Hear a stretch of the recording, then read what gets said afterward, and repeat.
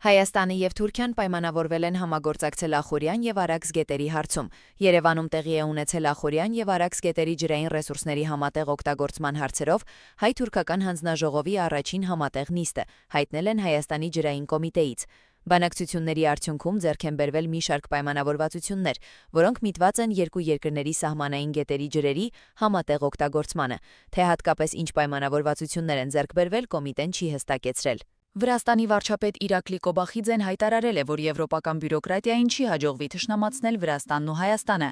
Ըստ նրա, տեղի գործակալական ցանցն ու նրանց արտասահմանյան հովանավորները փորձում են երկու հարևան երկրները հակադրել միմյանց, օգտագործելով տարբեր մանիպուլյատիվ համեմատություններ։ Կոբախիձեն մասնավորապես անդրադարձել է եվրոպացի բարձրաստիճան պաշտոնյաներից մեկի այն պնդմանը, թե իբր Հայաստանը Միջին Ասիայի Եվրոպային միացնող կարճագույն ուղին է։ Վրաստանի կառավարության ղեկավարը հեգնանքով նշել է, որ եվրոպացի բյուրոկրատները բացի քաղաքական լճացումից թույլ են նաև աշխարհագրության գիտելիքներից։ Նա վստահեցրել է, որ նմանատիպ բոլոր փորձերն անարդյունք են և չեն կարող խաթարել հայ-վրացական հարաբերությունները։